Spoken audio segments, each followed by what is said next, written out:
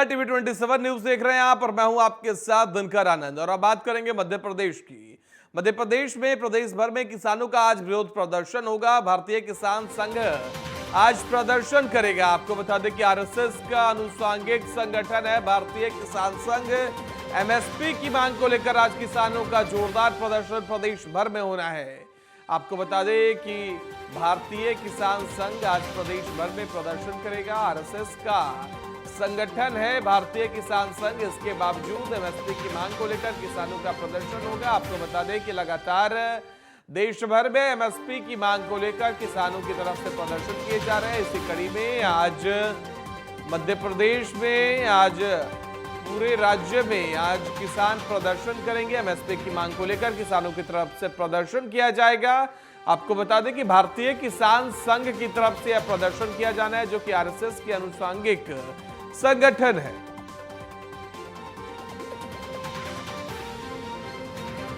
बड़ी जानकारी आपके साथ साझा कर रहे हैं, जहां मध्य प्रदेश में आज प्रदेश भर में किसानों का प्रदर्शन आज होगा। आपको बता दें कि आरएसएस का अनुषंगिक संगठन किसान संगठन संघ है, जो कि आज प्रदर्शन करेगा। भारतीय किसान संघ आज प्रदर्शन करेगा और एमएसपी की मांग को लेकर आज प्रदेश भर में किसानों का जमावड़ा होगा। विरोध प्रदर्शन करते हुए आज किसान नजर आएंगे।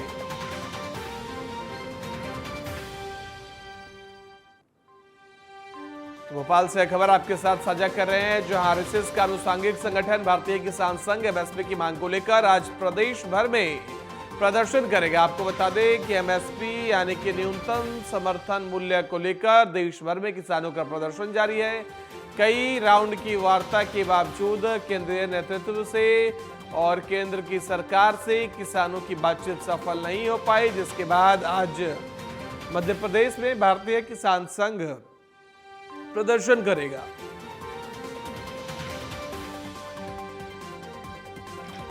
आरएसएस का अनुषंगिक संगठन है भारतीय किसान संघ। आपको बता दें कि आरएसएस के संगठन की तरफ से आज प्रदर्शन किया जाएगा एमएसपी को लेकर। बीते दिनों लगातार शंभू बॉर्डर, टिकरी बॉर्डर और खनौनी बॉर्डर पर प्रदर्शन देखा गया था दिल्ली एनसीआर से नजदीक, लेकिन अब मध्य प्रदेश में भी इसका असर देखने को मिला है। अब एमएसपी की मांग को लेकर मध्य प्रदेश में भी किसानों की आवाज उग्र होने लगी है। आरएसएस का अनुषंगिक संगठन भारतीय किसान संघ की तरफ से आज प्रदर्शन करने की मांग की गई है और प्रदर्शन किया जाएगा। आपको बता दें कि प्रदर्शन को लेकर पूरी तैयारियां पुलिस की तरफ से भी कर ली गई है।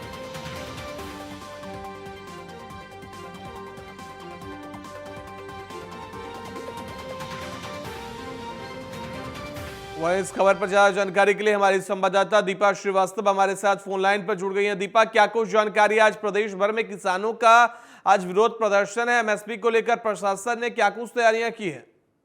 देखिए, अगर बात करें तो आरएसएस की ही सांघिक विंग जो है किसान मोर्चे के द्वारा आज जो है हमें देखने को मिलेगा कि एक बड़ा प्रदर्शन करने जा रही है। यानी कि सीधे तौर पर आरएसएस की जो विंग है वो अपनी ही सरकार को घेरने का काम आज करती हुई नजर आएगी एमएसपी की मांग को लेकर, जहां पर लगातार पूरे देश भर में हमें देखने को मिल रहा है कि आंदोलन प्रदर्शन का दौर जारी है। दिल्ली में किस तरह से स्थितियां बनी हुई है, लगातार तस्वीरें सामने आती हैं और ऐसे में अब मध्य प्रदेश के किसान जो है वो भी चुप बैठने वाले नहीं है। सीधे तौर पर अभी तक जो है हमें देखने को मिलता था कि लगातार समर्थन देते हुए नजर जरूर आ रहे थे, लेकिन प्रशासन के द्वारा रोक लगाने के कारण कहीं ना कहीं खुलकर जो किसान है वो सामने नहीं आ पा रहे थे। लेकिन अब अगर बात करें तो हमें देखने को मिलेगा कि आज एक बड़ा प्रदर्शन जो है वो होने वाला है।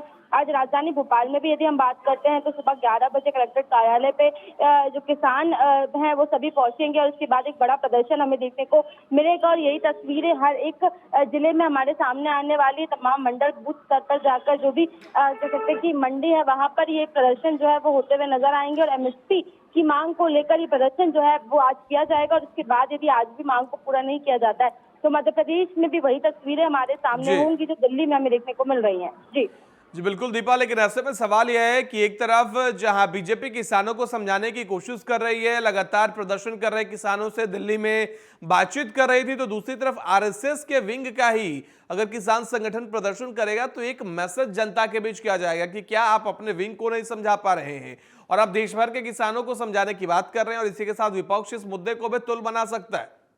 देखिए, अगर बात करें आरएसएस का जो ये अनुसांगिक विंग है भारतीय किसान संघ, इसकी अगर हम बात करते हैं तो ये पूर्व में भी इस तरह से कई बार आवाज उठा चुके हैं। किसानों की आवाज उठाने के लिए जाना जाता है, लगातार अपनी सरकार के खिलाफ ही कई बार जो है अपनी आवाज को निश्चित तौर पर उठा चुके हैं। लेकिन अब अगर बात करें एमएसपी की मांग को लेकर, जहां सरकार के ये बातें कहती है कि किस तरह से वो किसानों के साथ हैं और लगातार चर्चा की जा रही है, लेकिन जो कह सकते हैं कि प्रदर्शन है वो आज भी जारी है। वैसे में निश्चित तौर पर जहाँ पे भारतीय किसान संघ जो है वो खुद भी अब सड़कों पर है और किसानों का साथ देते नजर आ रहा है, तो विपक्ष को एक मौका मिल जाएगा सवाल उठाने के लिए कि एक तरफ जहाँ पर सरकार ये बातें कह रही है कि वो किसानों के साथ है, वहीं जो आरएसएस का जो संघ है वही यदि इस तरह से प्रदर्शन करता नजर आया तो निश्चित तौर पर कहीं ना कहीं जो चिंता है ये सरकार की इस प्रदर्शन के बाद बढ़ने वाली है। जी बिल्कुल दीपा, आप हमारे साथ बने रहिए, आगे भी आपसे जानकारी लेंगे। बढ़ते अगली खबर की ओर। अगली खबर भोपाल से है, जहां प्रदेश स्तरीय स्वच्छता प्रेरणा समारोह का आज आयोजन किया जाना है। आपको बता दें कि आज लाल परेड ग्राउंड में दोपहर 3 बजे कार्यक्रम होगा। कार्यक्रम में बतौर मुख्य अतिथि सीएम डॉक्टर मोहन यादव शिरकत करेंगे। नवनियुक्त कर्मचारियों को नियुक्ति पत्र वितरित किया जाएगा इस दौरान। तो बड़ी जानकारी आपके साथ साझा कर रहे हैं, जहां भोपाल में आज प्रदेश स्तरीय स्वच्छता समारोह का आज आयोजन हो रहा है। आपको बता दें कि दोपहर 3 बजे लाल परेड ग्राउंड में यह कार्यक्रम होगा। कार्यक्रम में बतौर मुख्य अतिथि के तौर पर डॉक्टर मोहन यादव मुख्यमंत्री शामिल होंगे और इस दौरान नवनियुक्त कर्मचारियों को नियुक्ति पत्र भी वितरित किया जाएगा सीएम की तरफ से।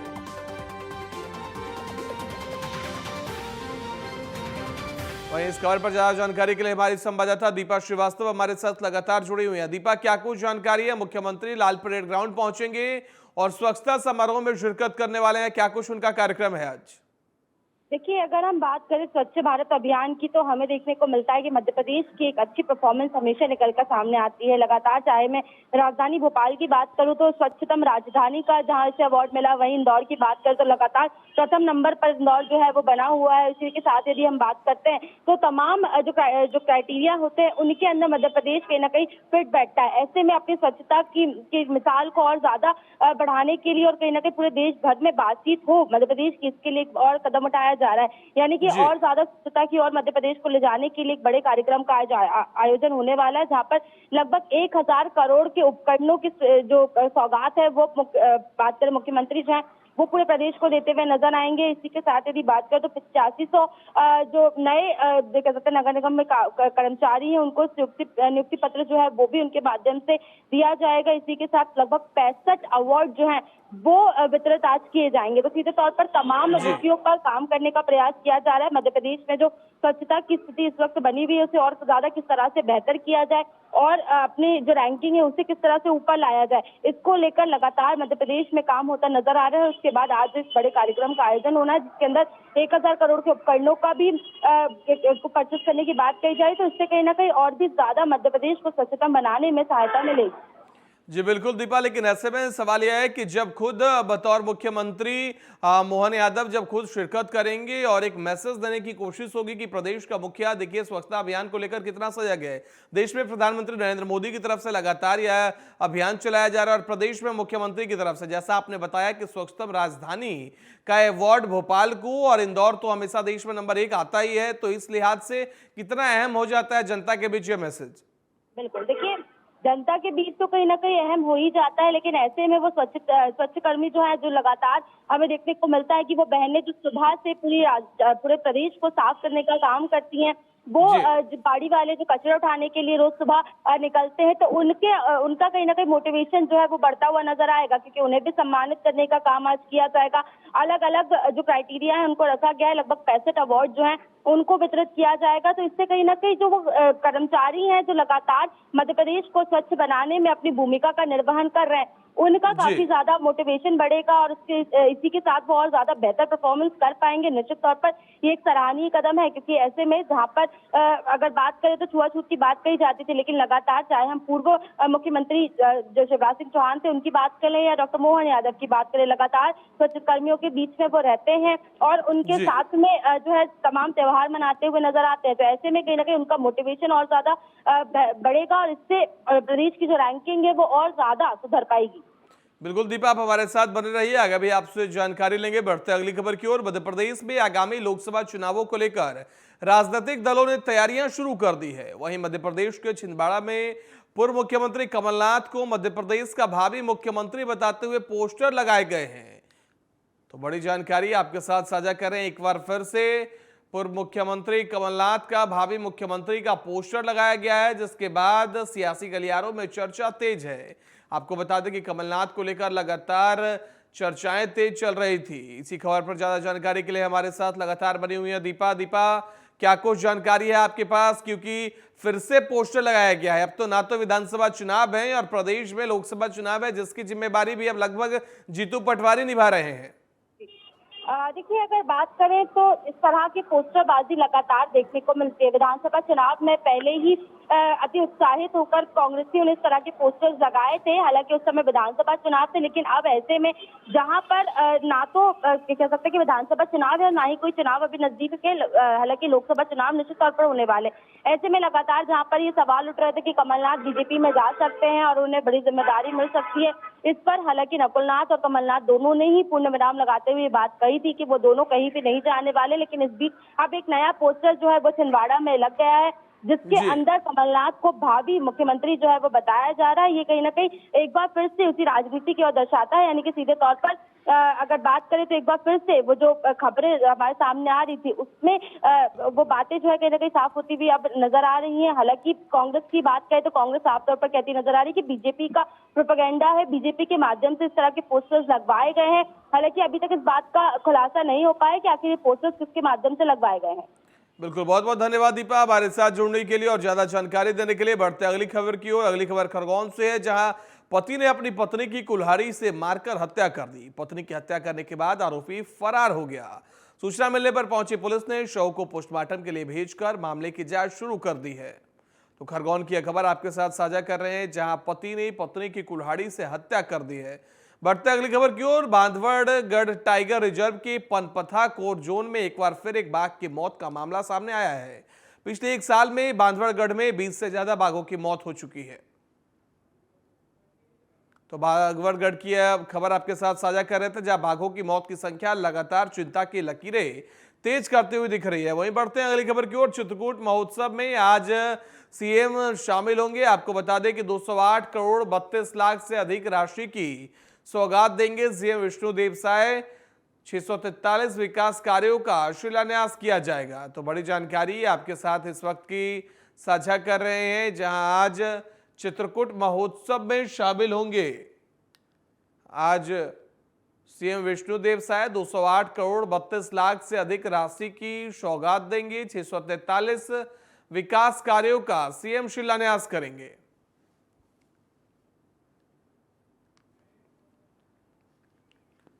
तो यहाँ आज मुख्यमंत्री विष्णुदेव साय आज चित्रकूट महोत्सव में शिरकत करेंगे और इस महोत्सव में शिरकत करने के साथ ही आज बड़ी सौगात देंगे। आपको बता दें कि चित्रकूट पहुंचने के बाद 208 करोड़ 32 लाख से अधिक की राशि की सौगात देने वाले हैं सीएम विष्णुदेव साय, जिसमें 643 विकास परियोजनाओं को भी आज शिलान्यास किया जाएगा। तो आज चित्रकूट को मुख्यमंत्री की तरफ से सौगात दी जाएगी। बता दें कि 208 करोड़ रुपए की सौगात होगी, जिसमें 643 विकास कार्यों का शिलान्यास भी किया जा सकता है। तो चित्रकूट महोत्सव में आज मुख्यमंत्री विष्णुदेव साय आज शिरकत करने वाले हैं। आपको बता दें कि इस दौरान 238 करोड़ की विकास परियोजनाओं का आज सौगात देंगे। साथ ही बता दें कि 643 विकास परियोजनाओं का शिलान्यास किया जाएगा।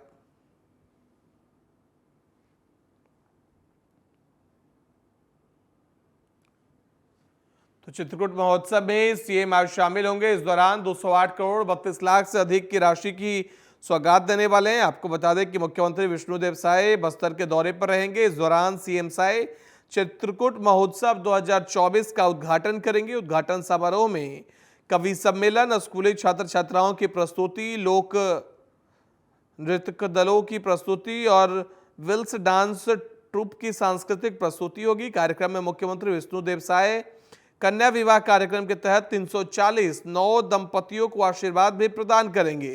साथ ही इस मौके पर वे बस्तर संभाग के 208 करोड़ रुपए की सौगात देंगे। खबर पर ज्यादा जानकारी के लिए हमारे संवाददाता हिमांशु पटेल हमारे साथ लाइव जुड़ चुके हैं। हिमांशु, क्या कुछ जानकारी? आज चित्रकूट महोत्सव का उद्घाटन होना है और इसमें मुख्यमंत्री विष्णुदेव साय शिरकत करने वाले हैं। सवाल दोहराएंगे?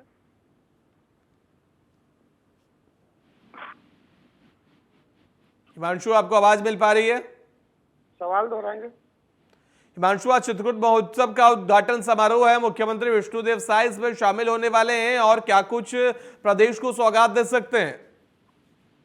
देखिए, जिस तरह से लगातार मुख्यमंत्री जो है लोकसभा चुनाव के पहले तमाम जो लोकसभा क्षेत्र पर पहुंचने के भरसक को प्रयास कर रहे हैं, उसी कड़ी पर अलग अलग जो जिले को संभाग को सौगात भी लगातार वो देते आ रहे हैं। तो जिस तरह से बस्तर संभाग को एक बड़ी सौगात देने जा रहे हैं, जिस तरह से लगातार आदिवासी अंचलों पर विकास कर नक्सल खात्मे का प्रयास भारतीय जनता पार्टी करने की बात कह रही है, उसी कड़ी पर 208 करोड़ से ज्यादा की सौगात है वो मुख्यमंत्री जो है बस्तर संभाग को क्षेत्र को देने जा रहे हैं, जिसमें मुख्य रूप से सड़क, पानी, बिजली और कई जो सुविधाएं हैं उपयोग की जो उसे पूरा करने के लिए बड़ी सौगात है वो मुख्यमंत्री देने जा रहे हैं। तो लगातार वो बस्तर से लेकर सरगुजा तक दौरा कर रहे हैं। दौरा करने के साथ साथ जो है बात कर लीजिए बीते दिनों की, तो लगातार वो बिलासपुर, दुर्ग के बाद अब जिस तरह से बस्तर संभाग में वो दौरा के साथ साथ जो है लोकार्पण और शिलान्यास का कार्यक्रम कर रहे हैं। तो लगातार जो है समाज के लोगों से मांग जो है मुख्यमंत्री से किया जा रहा है, स्थानीय लोगों के द्वारा मांग की जा रही है। उन तमाम मांगों को जल्द से जल्द पूरा करने के लिए जिस तरह से शिलान्यास और लोकार्पण का कार्यक्रम है वो रखा गया है। और उसके बाद एक के बाद एक जो मांग है, मुख्यमंत्री लगातार जिलेवार, विधानसभावार और लोकसभावार दौरा करके उन तमाम मांगों पर विचार कर पूरा किया जा रहा है। जी बिल्कुल, आप हमारे साथ बने रहिए हिमांशु, आगे भी आपसे जानकारी लेंगे। बढ़ते अगली खबर की ओर। अगली खबर है बीजेपी से जुड़ी हुई, जहां लोकसभा प्रत्याशियों की आज पहली बैठक होगी। बता दें कि लोकसभा चुनाव को लेकर बीजेपी की मैराथन बैठक होगी। चुनाव संचालन समिति और प्रबंधन समितियों की बैठक है। मीडिया विभाग की अलग अलग बैठक होनी है। तो बड़ी जानकारी, आज छत्तीसगढ़ में लोकसभा चुनाव के लिए ऐलान किए गए प्रत्याशियों की आज पहली बैठक होगी। इसके लिए मैराथन बैठक बुलाई गई है। चुनाव संचालन समिति और प्रबंधन समितियों की बैठक होनी है। वहीं खबर पर ज्यादा जानकारी के लिए हमारे संवाददाता हिमांशु हमारे साथ जुड़े हुए हैं। हिमांशु, क्या कुछ जानकारी है प्रत्याशियों के ऐलान के बाद? या पहली बैठक है, इस बैठक में किन किन मुद्दों पर चर्चा की जा सकती है? देखिए दिनकर, जिस तरह से भारतीय जनता पार्टी जो है अपने कार्यकर्ताओं को मजबूत करने के लिए लगातार बैठक लेकर तमाम योजनाओं और टास्क दिया जा रहा है, वहीं आज जिस तरह से लोकसभा चुनाव के प्रत्याशियों का ऐलान होने के बाद उन तमाम प्रत्याशियों के साथ साथ मीडिया विभाग समन्वय तमाम लोगों की बैठक आज आहूत की गई है।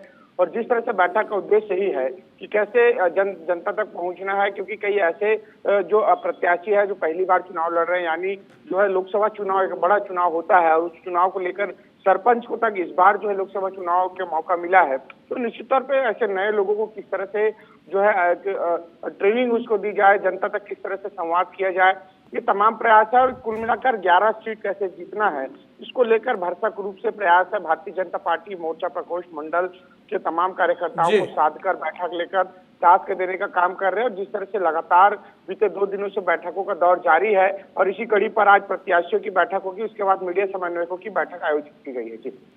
जी बिल्कुल, आपको बता दें लेकिन कि आज बैठक में अलग अलग मीडिया विभागों की भी चर्चा की जानी है। लेकिन इस बैठक को लेकर और क्या कुछ जानकारी है? क्योंकि छत्तीसगढ़ के 11 लोकसभा सीटों में से बीजेपी 9 पर काबिज है। 2 सीटों पर बीजेपी की कोशिश है कि और इस बार जीतकर 400 का जो नारा प्रधानमंत्री की तरफ से दिया गया उसमें ऐड किया जा सके। निश्चित तौर पे मीडिया विभाग, समन्वय विभाग की बैठक आहूत की गई है, क्योंकि अब सोशल मीडिया का दौर है। सोशल मीडिया पे कितना ज्यादा से ज्यादा प्रचार प्रसार जो है भारतीय जनता पार्टी के हो सके। जिस तरह से मैदानी रूप पे कार्यकर्ता तो प्रचार प्रसार कर ही रहा है, लेकिन जिस तरह से सोशल मीडिया के माध्यम से जन जन तक, मोबाइल के माध्यम से कैसे लोगों तक पहुंचे, सरकार की योजनाओं को कैसे धरातल पर जो है मोबाइल के माध्यम से लोगों तक प्रचार प्रसार किया जा सके, मोदी की गारंटी को लेकर किस तरह से राज्य सरकार है, विष्णुदेव की सरकार है, वो कैसे काम कर रही है, उसको कैसे पहुंचाया जा सके, इसलिए सोशल मीडिया और मीडिया समन्वयकों की बैठक आहूत की गई है। और कहीं ना कहीं 400 पार जिस तरह से मोदी का नया नारा है तो इस 400 पार को लेकर किस तरह से छत्तीसगढ़ के 11 सीटों को साधा जा सके, क्योंकि 2 सीट अभी कांग्रेस के पाले पर है, तो पूरे 11 का 11 सीट कैसे साधा जा सके, इसको लेकर प्रयास जी बिल्कुल हिमांशु, आप हमारे साथ बने रहिए, आगे भी आपसे जानकारी लेंगे। बढ़ते अगली खबर की ओर। छत्तीसगढ़ के 850 श्रद्धालु अयोध्या जाएंगे। स्पेशल ट्रेन से अयोध्या जाएंगे सभी श्रद्धालु। श्री रामलला दर्शन योजना के तहत अयोध्या जाने वाले हैं सभी श्रद्धालु। सीएम विष्णुदेव साय हरी झंडी दिखाकर ट्रेन को रवाना करेंगे। तो बड़ी जानकारी आपके साथ, जहां छत्तीसगढ़ से 850 श्रद्धालु स्पेशल ट्रेन से अयोध्या जाएंगे। सीएम विष्णुदेव साय हरी झंडी दिखाकर ट्रेन को रवाना करेंगे। लगातार हमारे साथ हिमांशु बने हुए हैं। हिमांशु, क्या कुछ जानकारी है? आज अयोध्या के लिए रवाना होंगे छत्तीसगढ़ से श्रद्धालु और हरी झंडी दिखाएंगे मुख्यमंत्री। देखिए दिनकर, मोदी की गारंटी में अभी एक गारंटी शामिल था कि रामलला योजना के रूप में छत्तीसगढ़ की योजना की शुरुआत की जाएगी, जिसको लेकर छत्तीसगढ़ कैबिनेट ने निर्णय लिया कि रामलला योजना, इस योजना का नाम दिया गया है। इस योजना के माध्यम से छत्तीसगढ़ की एक जनता है उसे जो है पंजीयन कराकर रामलला अयोध्या दर्शन कराएंगे। और जिस तरह से आज प्लेटफॉर्म नंबर 7 से यह ट्रेनें रवाना हो रही है, 850 से ज्यादा 850 से जो दर्शनार्थी है वो अयोध्या के लिए रवाना होंगे और वहाँ पे बाकायदा उनका पंजीयन और रहने खाने की तमाम व्यवस्था राज्य सरकार की होगी और एक टीम बनाकर उसे रामलला भगवान राम का दर्शन कराकर वापस लाएंगे। तो कुल मिलाकर एक धार्मिक रूप से देखा जाए तो इसे बड़ी योजना की सौगात जो है जनता को मिलने जा रही है और लगातार इसका लाभ है वो जनता छत्तीसगढ़ की लेते हुए आ रही है। तो जिस तरह से आज धर्मस्व पर्यटन मंत्री बृजमोहन अग्रवाल, विष्णुदेव साय मुख्यमंत्री के तमाम जो मंत्री है वो रेलवे स्टेशन से हरी झंडी दिखाकर रेल को रवाना करेंगे और दर्शनार्थी है उस ट्रेन के जरिए अयोध्या के लिए रवाना होंगे। जी बिल्कुल हिमांशु, आप हमारे साथ बने रहिए, आगे भी आपसे जानकारी लेंगे। अगली बड़ी खबर निकल कर आ रही है छत्तीसगढ़ से, जहां 7 मार्च को महतारी वंदन योजना की राशि मिलेगी। आपको बता दें कि रायपुर के साइंस कॉलेज में सम्मेलन होगा, जिसमें 50,000 महिलाएं शामिल होंगी। कार्यक्रम में वर्चुअली प्रधानमंत्री नरेंद्र मोदी भी जुड़ेंगे। तो महतारी वंदन योजना की राशि 7 मार्च को रिलीज की जाएगी। रायपुर के साइंस कॉलेज में सम्मेलन होना है। आपको बता दें कि 50,000 महिलाएं इसमें शामिल होंगी और कार्यक्रम में वर्चुअली प्रधानमंत्री नरेंद्र मोदी भी शिरकत करेंगे। वहीं लगातार हमारे साथ हिमांशु जुड़े हुए हैं। हिमांशु, 7 मार्च को महतारी वंदन योजना की राशि रिलीज की जानी है और क्या कुछ जानकारी है आपके पास, क्योंकि प्रधानमंत्री भी इसमें शिरकत करने वाले हैं?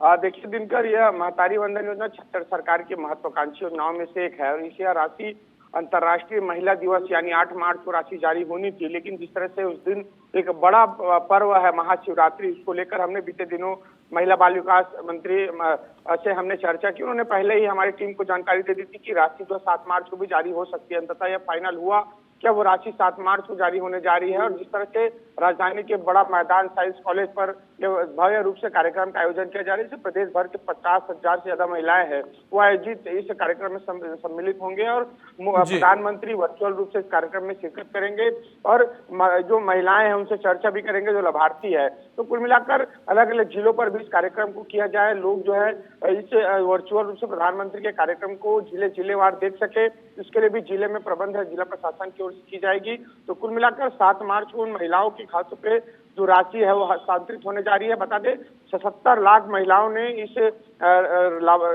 योजना का लाभ के लिए आवेदन किया था, जिसमें 11,471 जो महिलाओं का आवेदन है वो कुछ कारणवश जो है निरस्त हुआ है। उन्हें दूसरा जो जब पारी आएगी, जब दूसरे दौर पर जो चरण पे उसका बिल्कुल, बहुत बहुत धन्यवाद हिमांशु हमारे साथ जुड़ने के लिए और ज्यादा जानकारी देने के लिए। बढ़ते अगली खबर की ओर। अगली खबर रायपुर से है, जहां महादेव सट्टा ऐप से जुड़े आरोपियों पर ईडी का शिकंजा कसा गया है। गिरीश तलरेजा और सूरज चोखानी से ईडी पूछताछ करेगी। ऐप की कमाई को शेयर बाजार में भी निवेश किया जाता था। 11 मार्च को विशेष न्यायालय में पेश करना होगा इन दोनों को। तो बड़ी जानकारी आपके साथ साझा कर रहे हैं, जहां महादेव सट्टा ऐप से जुड़े आरोपियों पर ईडी का शिकंजा कसा गया है। आपको बता दें कि 2 आरोपी गिरीश तलरेजा और सूरज चोखानी से ईडी पूछताछ करेगी मामले को लेकर और साथ ही ऐप की कमाई को शेयर बाजार में भी निवेश किया जाता है, इसको लेकर भी सवाल किया जा सकता है। ईडी की तरफ से 11 मार्च को विशेष न्यायालय में दोनों को पेश किया जाएगा।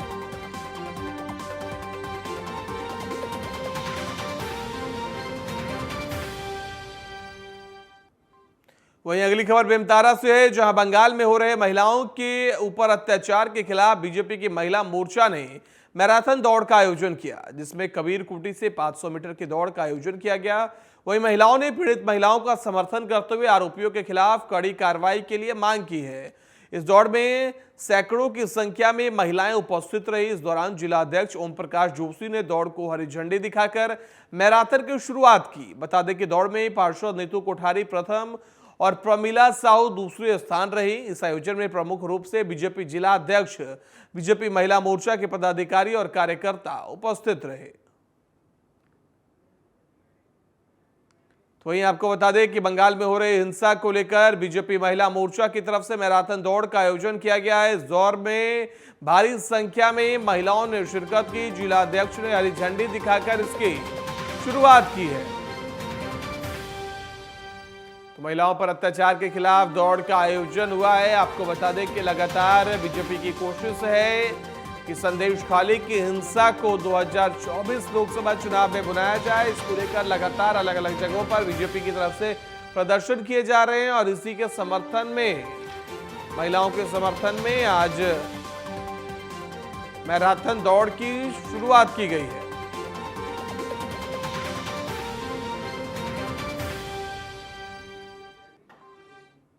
खबर करवधा से है, जहां बीजेपी ने लोकसभा सीट से संतोष पांडे को उम्मीदवार बनाया है। संतोष पांडे को उम्मीदवार बनाए जाने पर बीजेपी की कार्यकर्ताओं में भारी उत्साह देखने को मिला है। वहीं शहर के लोगों ने संतोष पांडे का गाजे बाजे के साथ भव्य रूप से स्वागत किया। बता दें कि बीजेपी ने उन्हें दोबारा अपना प्रत्याशी घोषित किया है। 2019 के लोकसभा चुनाव में उन्हें पहले जीत दर्ज की थी। राजनांदगांव लोकसभा सीट से दूसरी बार प्रत्याशी बनाए जाने पर बीजेपी कार्यकर्ताओं ने मिठाई बांटकर खुशियां मनाई है।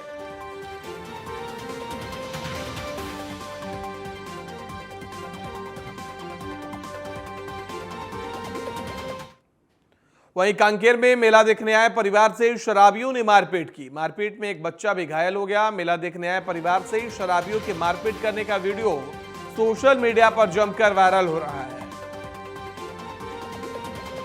मेला देखने आए परिवार से शराबियों ने मारपीट की है। मारपीट का वीडियो सोशल मीडिया पर तेजी से वायरल हो रहा है।